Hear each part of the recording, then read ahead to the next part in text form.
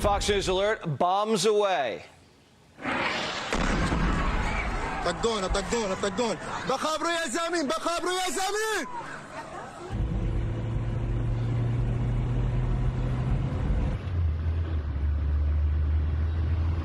Central Command delivering devastating blows against Iran. Targets include missile and drone facilities, coastal surveillance sites, and air defense.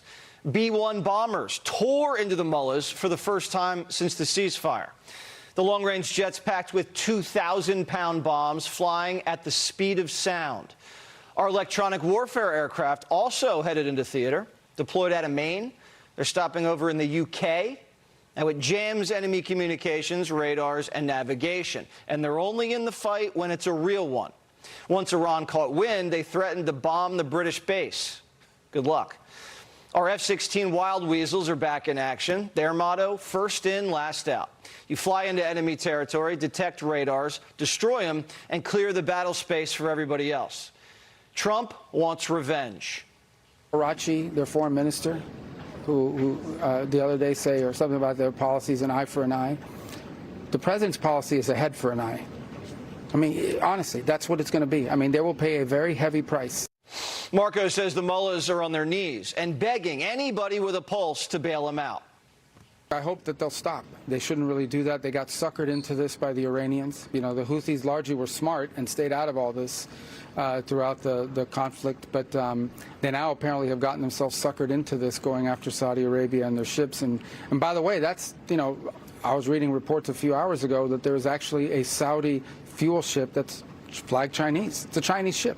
Are they going to blow up the Chinese ship? And this becomes a problem for China. This will become a problem for the whole world.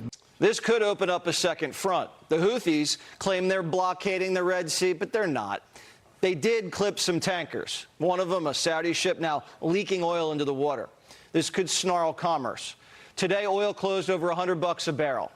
The commander-in-chief says if Iran or its proxies hit a ship, repair costs are coming out of their pocket. All their frozen cash we're holding, we'll just wire it to the ship company to plug the holes.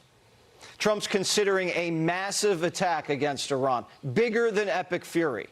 He says Israel would jump in, but we don't need them right now. And this just in. We're learning European diplomats are evacuating Iranian embassies. They must know something. Now, suddenly, Iran wants to come back to the table, but the president says no.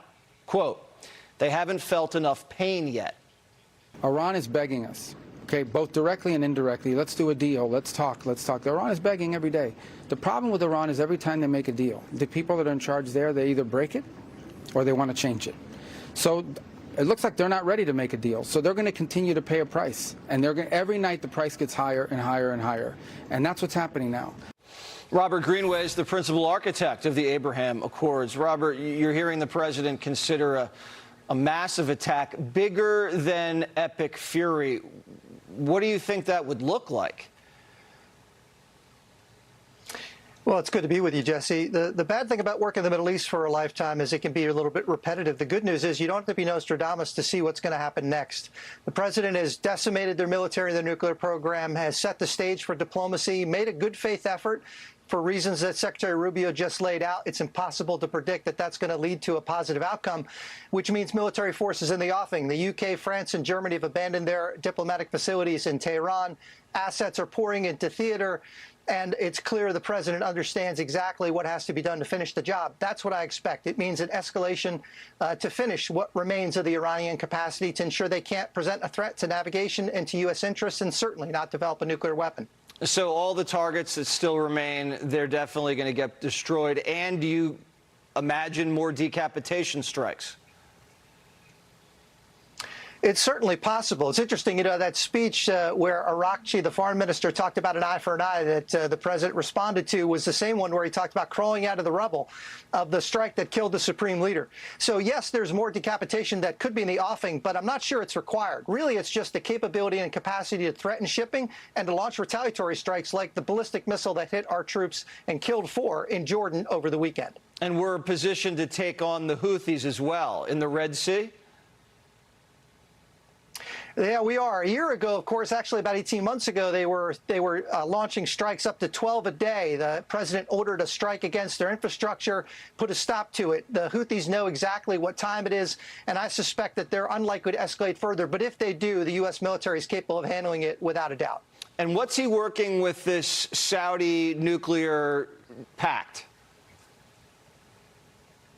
Well, look, it's telling that he's making that announcement now while we're in conflict with Iran. And he's saying essentially to the region that while I'm doing this, I'm also preparing the region for what happens afterwards.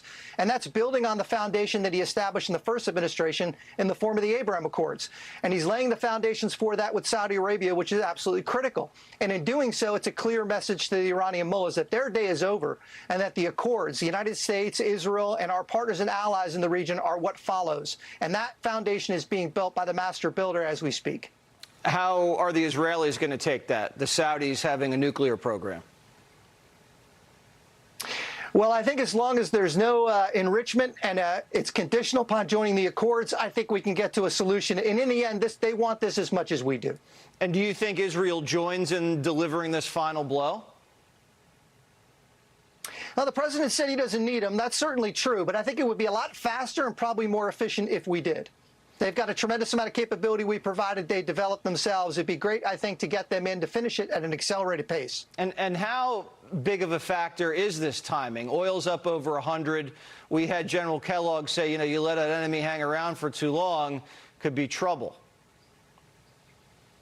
Yeah, the critical calculation is to get things back under ideally $70 a barrel, but certainly below 80. To do that, eliminate the remaining threat. The faster, the better. That way, as voters start mail-in and the election process begins for the midterms, they're going in with a reduction in commodity prices and a little bit less to fill up the tank. That'd be critical, I think, to support a favorable outcome. So from a political and from an economic perspective, the faster, the better. All right. I would agree with that, Robert. Thank you. That was great. Be sure to like and subscribe for all the Fox News latest on YouTube and catch full shows streaming now on Fox One.